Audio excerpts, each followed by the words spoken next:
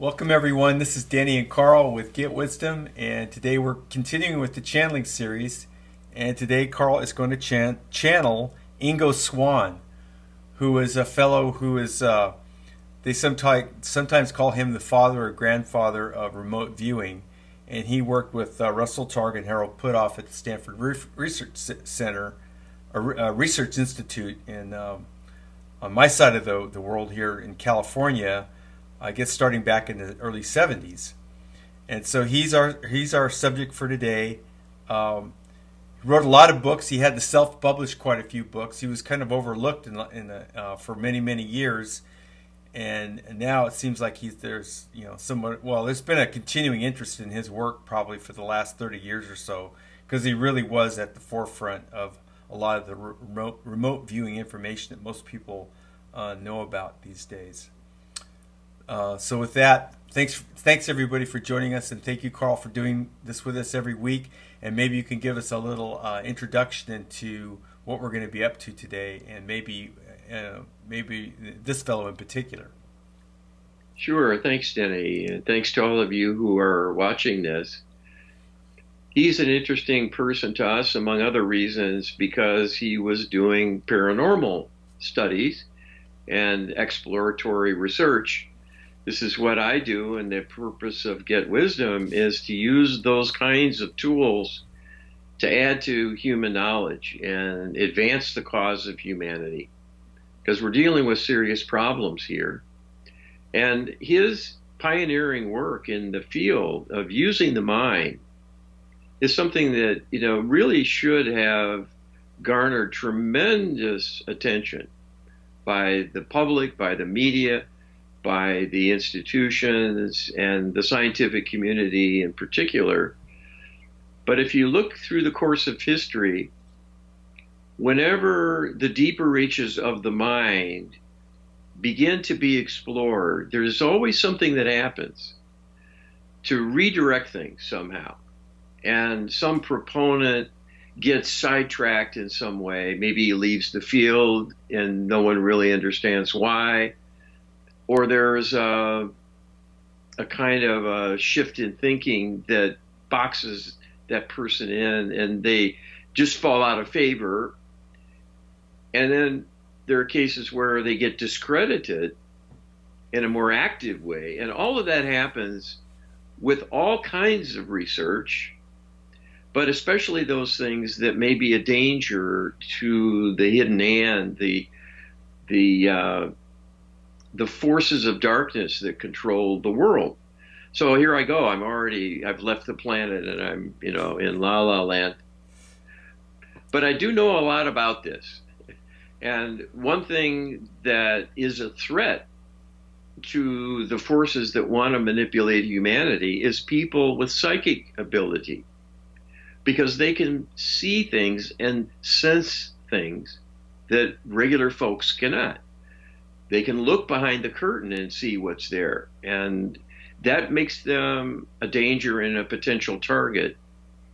And along the way, the people who are more open are usually the military and the intelligence agencies, because they have a vested interest in using the best and brightest people in innovative ways.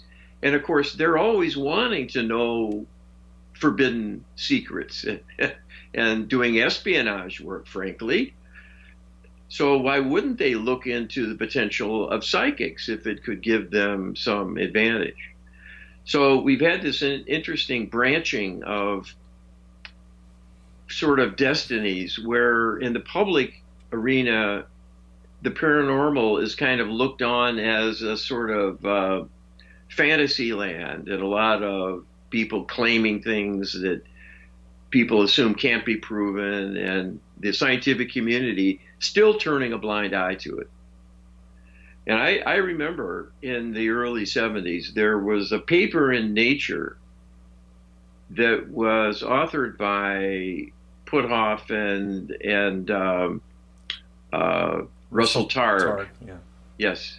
I don't think Ingo Swann was on it, but don't hold me to that. It's been a long time since I looked at that at that publication. But it was about remote viewing. And this is one of the two top scientific journals on the planet. And everything that goes into those publications is very studiously peer reviewed and subject to editorial discretion and easily kept out if there's any untoward controversy or anything that might lead to the journal itself being discredited. They're sort of the keepers of the gate. They are the arbiter of what's acceptable and what isn't in terms of science and the standard. But the information in this paper were so powerful, I think they just had a hard time denying it and saying no to this. But to me, the interesting thing is not that this saw the light of day, it's that someone then blew out the candle. There wasn't any follow-up.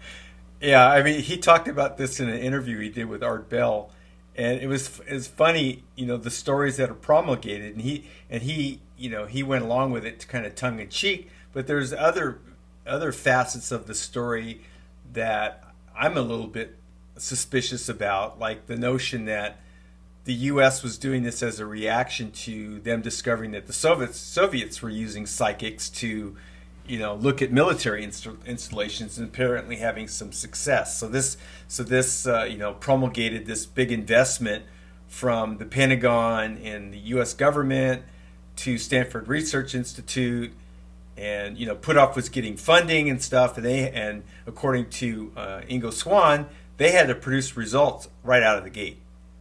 And he says otherwise we wouldn't have got the funding. And then what he did find, as well as Art Bell did, kind of suspicious, was this claim in later years that they had stopped. That, okay, we're not doing that anymore. It doesn't work, or something, something to that effect. And to kind of like play a little shell game with the public knowledge around this whole thing.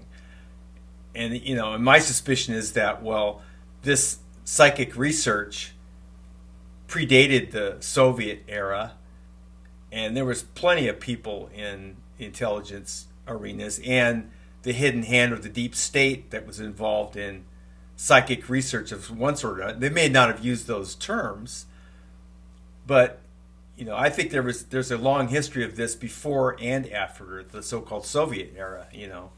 I can't prove that, but it just kind of stands to reason that the deep state or the hidden hand or the cabal would never want the general public to be using their psychic powers, and that argument's even bolstered even more so now since we've been doing the channeling series, is that it's the ET cohort that is very interested in humans staying on the reservation.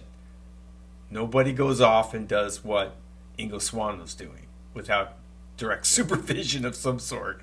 Exactly. And this is the irony in the whole field of the paranormal being sort of the bastard child of nature and looking scientifically at things.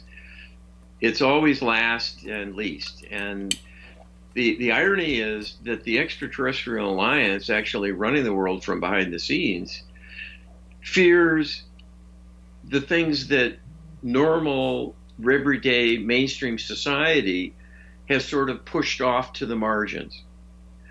First, spirituality and religion.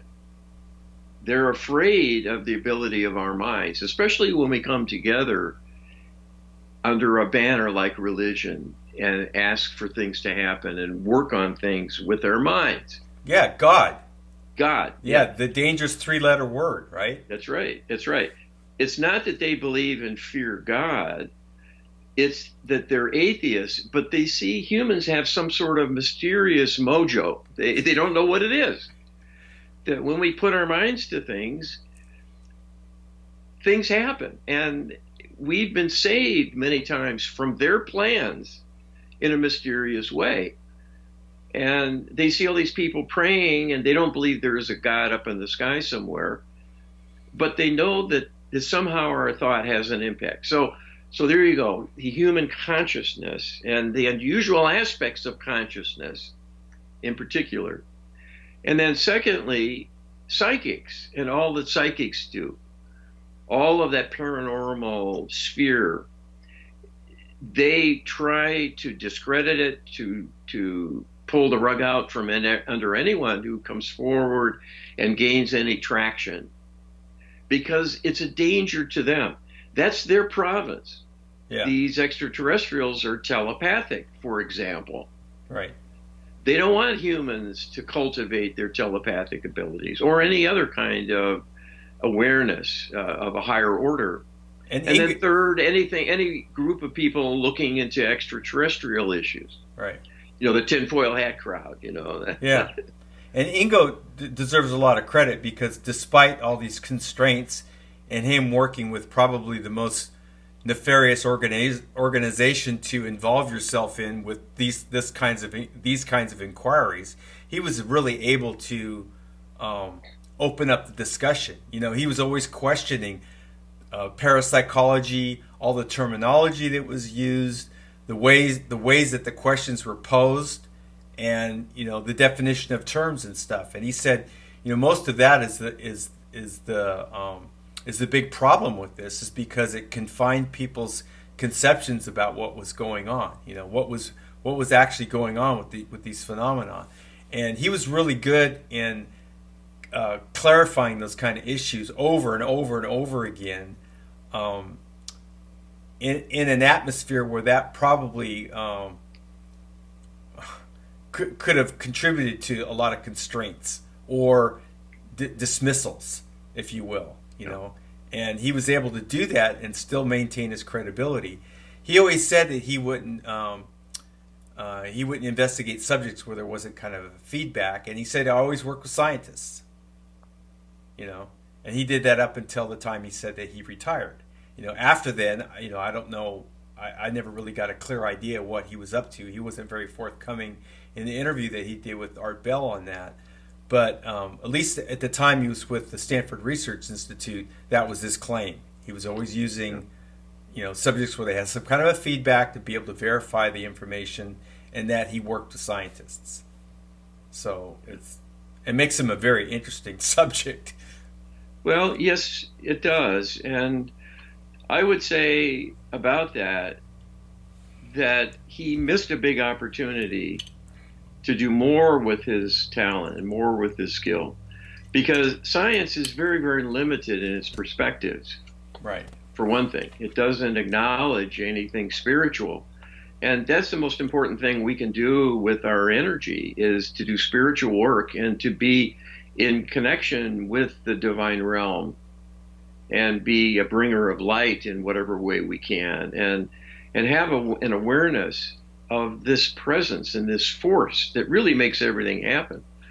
So to not go into that arena at all and stay over on the side of materialists, the scientific community, who are atheists in their orientation, is a diminishment. It just is.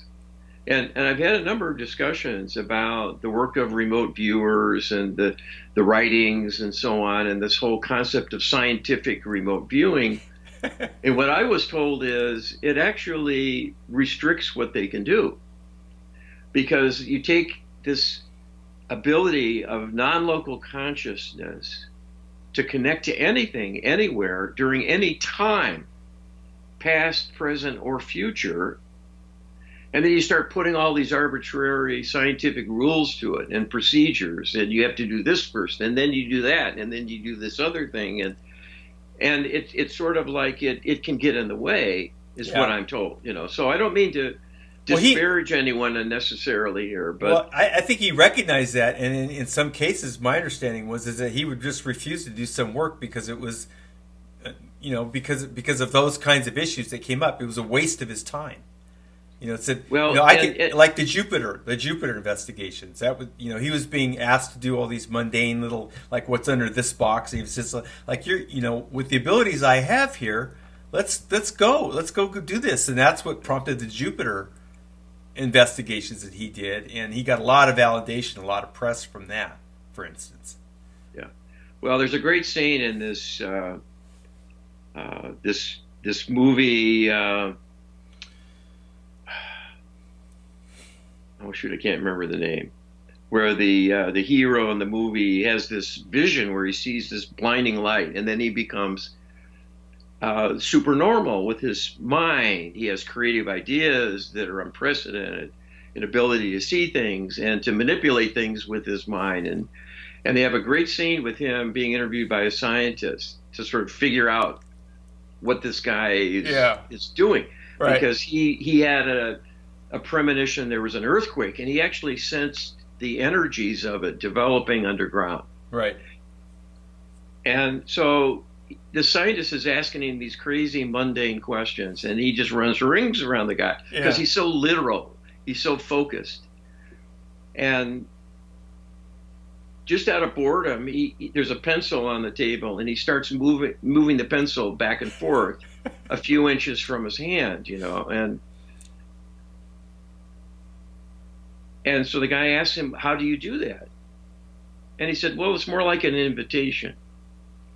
It's not that I'm willing it to do it. I'm inviting it to do something with me. And he says, well, how can you do that? Something like that. And he said, well, it's made of the same things that people are. And the scientist says, wood? And he says, energy, energy.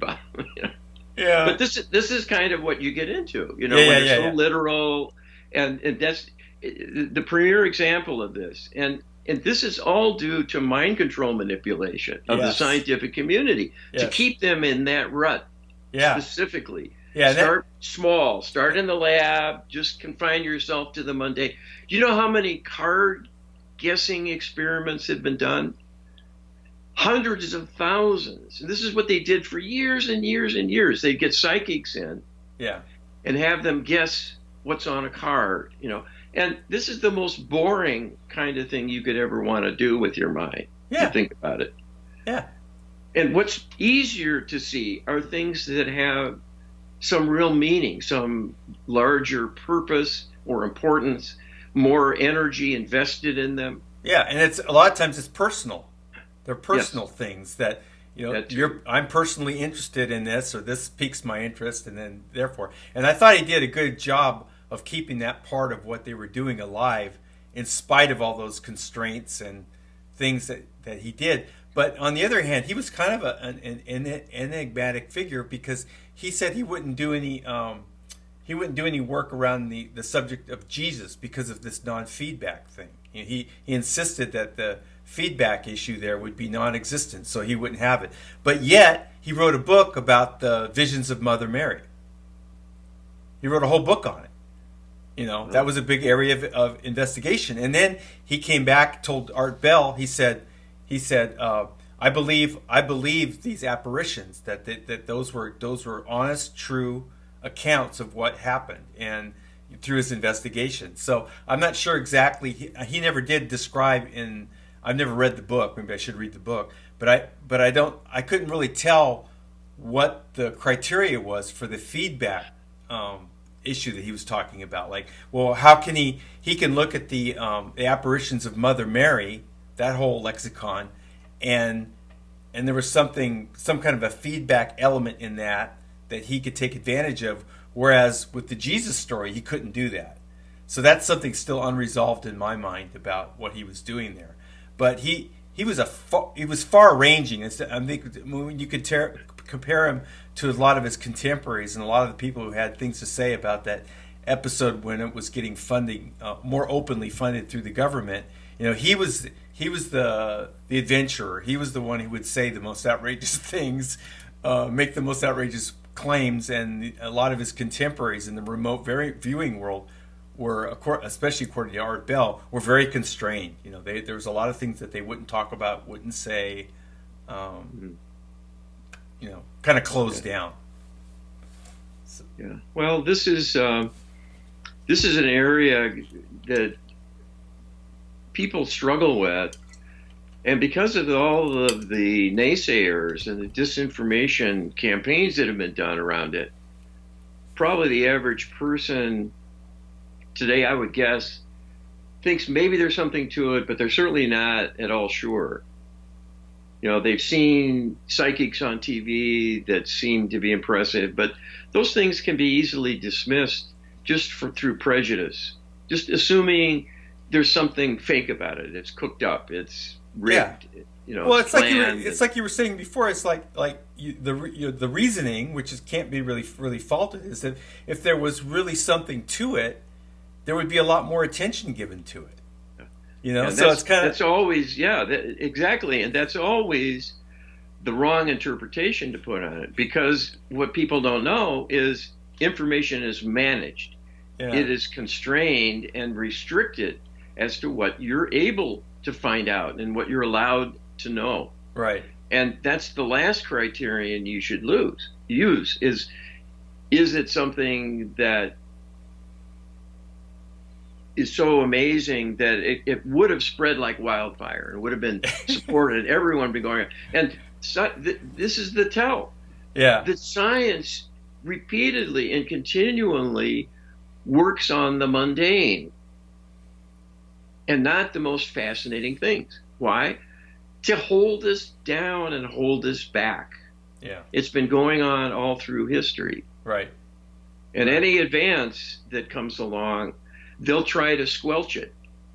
This is the order of the day. I was just looking at a transcript of the channeling we did with Amelia Earhart, Yeah. the female aviator who was lost at sea and Right. on a round the world flight, and was people 50 years later were still fascinated with the story. And she's commenting on how they manipulated her navigation equipment so she would fly off course. Right. And she crashed and died then. And it was done by the ETs Yeah. just to prevent human progress, slow it down, Yeah. just poke us in the eye. Right. And they did the same thing with the Titanic. She revealed this, Right. that they caused that giant ship to have some defects in the design, to not have proper safety equipment, and for this to be ignored on multiple levels. Yep. And then they caused an iceberg to be maneuvered into its path, and boom. Yeah. And it set back that whole shipbuilding industry hugely, Yeah. as well as human aspirations. So people who do what Ingo Swann did are potentially a danger. And so they reined him in. They had him working with the government and military. And so that's a marginal benefit, Yeah. because those guys are the handmaidens of the Right. extraterrestrial alliance, unfortunately. Unfortunately, yeah. Okay, so we have 8 questions for him, and I think this is going to be another interesting challenge. So maybe we should go ahead and get started. All right. I will connect to the creator of all that is. That's how I do my outreach.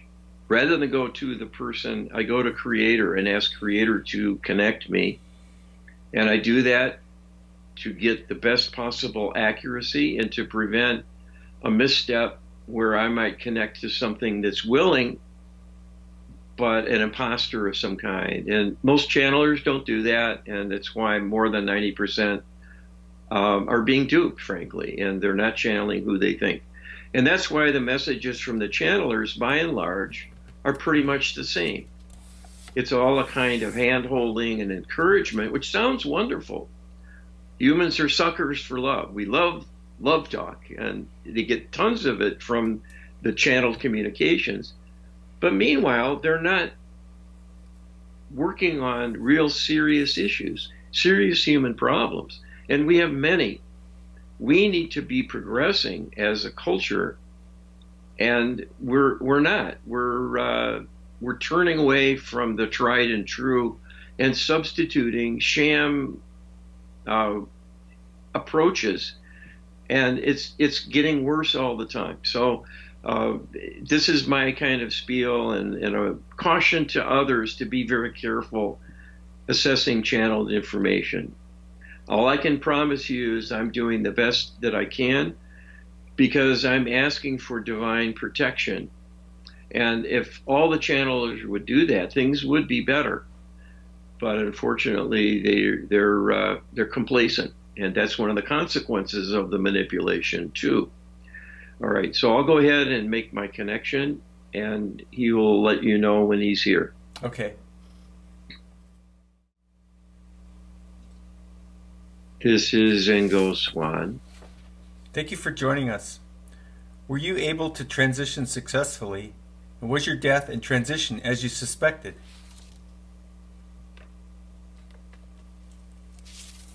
I did transition, but not fully. I was waylaid, and that was a penalty I paid for being who I was, a person of interest and controversy, probing the unusual, probing the paranormal capabilities inherent within the human consciousness, but needing to be constrained from the perspective of the hidden cabal. They target such individuals for extra savage treatment when they pass away. That plus my difficulty in getting fully into spiritual alignment was a hindrance. So I did struggle for a time. I did have a rescue, and this was an amazing eventuality that saved me from many years of torment that could have been avoided had I been fully in spiritual alignment to begin with. Even being targeted for extra suffering and attention to waylay me and sequester me in the lower astral realm, which is the fate of many persons of interest, as well as the hapless, the ignorant, who allow themselves to reach a state of dishevelment in their lives and then get bogged down and end up in limbo for considerable spans of time, many, many years on average. There is always an outreach from the divine.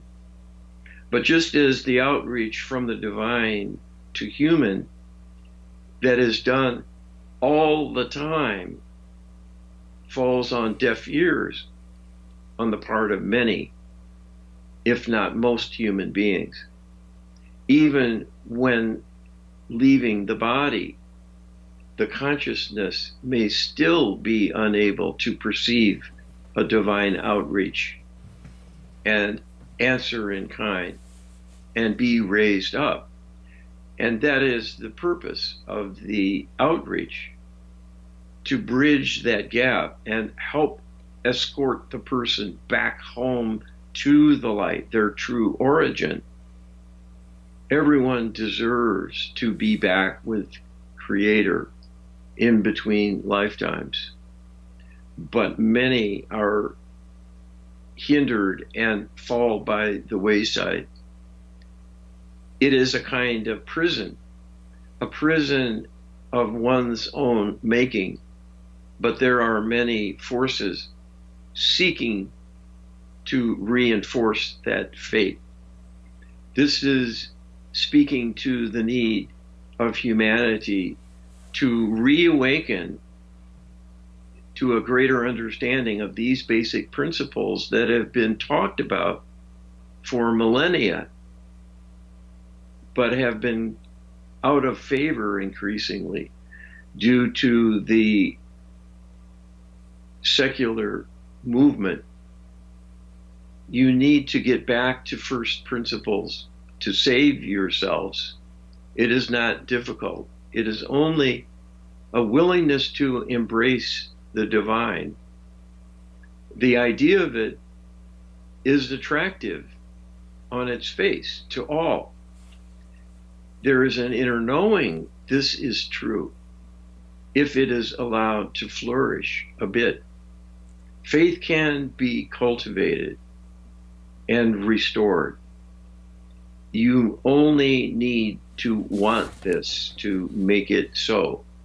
And the divine will help you with it as well.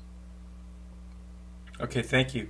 You viewed the reality that humans inhabit as a matrix, but that is not a term that has yet been fully defined or embraced within the pantheon exposed via these many channelings. Can you explain, and especially explain, this as it applies to the skill of remote viewing? This is a handy term because of the absence of language and specificity to describe the energetics of the universe. There, in fact, are numerous interpenetrating energetic layers and multiple dimensions as well. These are simply terminology intended to help with some conception of what is being described. Going from the seen to the unseen, people understand readily. But beyond that, the multidimensionality of the universe is a puzzlement to people's thinking. They have no reference point. to visualize it or conceive of it. Certainly not the mathematics that would provide a framework. So the idea of a matrix is a general term that has value because it connotes a spatial representation in a kind of hierarchy of some sort. This is a useful starting point in describing many different concepts: the multidimensionality of the universe, the multiple layers energetically that interpenetrate, some driven by mundane natural forces you are familiar with, but some caused by the laws of the universe in other respects that are not thought to be material, but yet influence the material. Things like the force of time as an energy. This is a huge influence because it is interpenetrating everything else in existence, and it constrains and amplifies and moderates many levels of energetics in a local and a more global and universal way. So to gain a kind of landscape, something akin to a map, the idea of a matrix is very much a convenience because it implies there is an order and there is an organization where things have a proper place and they have an interconnected nature. All of these are valid and useful concepts in describing what we have been talking about here: the interpenetrating complexities of the multiple layers of energy of many different kinds, and the influence of the quantum field of energy in particular in governing everything in the visible universe as its springboard for creation, and the interaction in subtle ways with everything in the material and the immaterial both. The idea of remote viewing is simply to traverse the matrix, this landscape of energy, to go from point A to point B, which may have within the coordinates both a location consideration as well as a time component. Because to be specific, one must always think in terms of space-time. This is how the universe functions and how things take place relative to one another. Remote viewing is a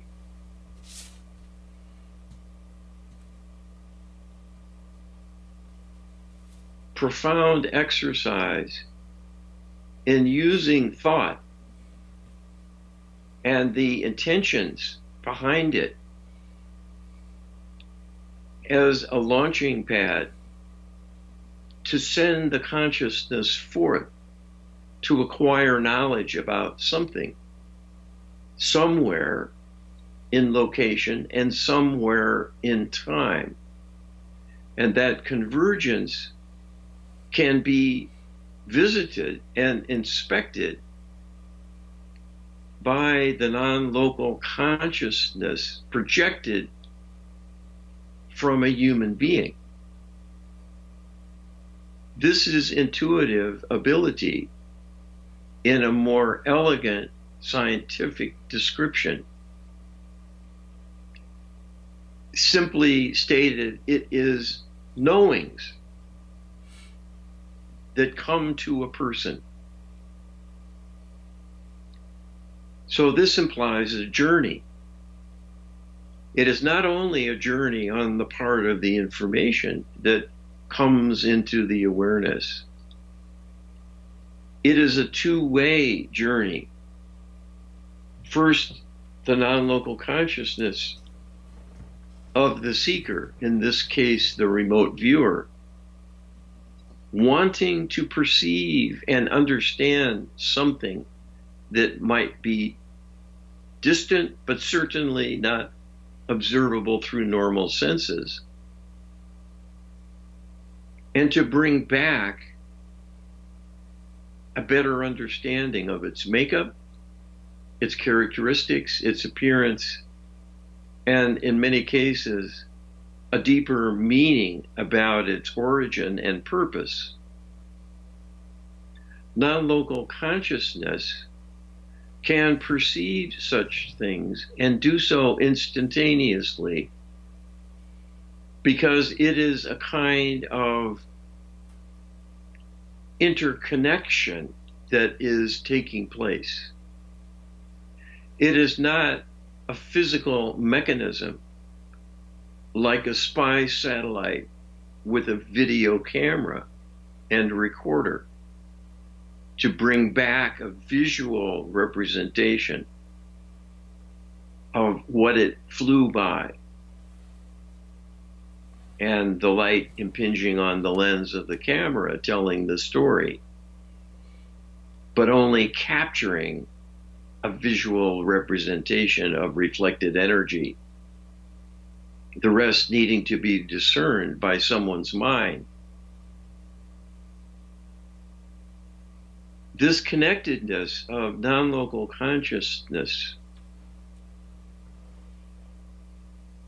has an ability to see interrelationships with the totality of existence. It is not utilized that way by human beings, but is used that way routinely by light beings. You have the capability of the beginner, a very fundamental stage of awareness using non-local consciousness, but yet it will be quite profound to do this at all and to receive any kind of valid information instantly from perhaps vast distances or moving across time to see the past or the future. This does boggle the mind because it is not how you function normally. You are trapped in a physical existence with limited inputs and a very low level of functioning. The human mind could not embrace the totality of existence or anything close to that. Even looking at one small point and its connections to all that is. They are too numerous. They are too complex. They are too dynamic because they are ever changing. It is like seeking out one atom in a pot of boiling water. You will have a hard time figuring out where it is because it is constantly in motion and it is constantly experiencing a highly turbulent, chaotic environment. There is order to things, but that too is relative. those things seemingly stable are truly not. They, in fact, are appearing and disappearing from physical existence on a continual basis. They are maintained in a stable form by the impingement of a matrix of consciousness to hold them in place. That matrix of consciousness is what is traversed through remote viewing and any intuitive exploration. It is traveling the net, the internet of consciousness, that connects to all of the different websites in existence, past, present, and future, simultaneously. And beyond that, everything else to which each individual component has interacted and left an influence that is moving in two directions, both to and from those other aspects of reality. So this, in a sense, by analogy, is an internet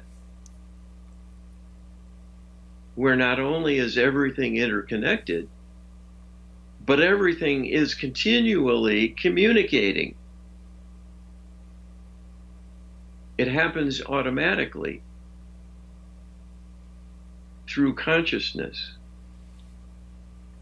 So tapping into that web of consciousness has tremendous power to obtain information with clarity and deep understanding if the individual doing the outreach holds the proper intention and does not limit in any way the interchange. In a sense, it is always a question that is launched forth. That is the intention of the outing, the exploration underway. What comes back in return will be an answer to the question and nothing more. This is the elegant specificity of the mechanism here. So who is asking the question is central to what happens or what can happen. Lack of belief, a state of ignorance, a weak intention because of apathy, or any diminishment caused by negative emotions, perhaps if doing an outreach under duress will weaken the question being asked and limit the possible perceptions and return of information. There is no limit to what can be learned in this way other than the limit of the human involved seeking the information. And that will always be the case. Humans, by definition, cannot exceed human limits. But within those boundaries, there is much more to be gained than not. And this has the potential to greatly enrich human experience, and in particular, a broader knowledge and understanding of all that is going on that is relevant to your existence and your potential future. Okay, thank you. Can you elaborate on your experience with the UFO, the lake, and the group that took you there that you describe in your book, Penetration, the question of extraterrestrial and human telepathy, and also the encounter with the female in the LA supermarket?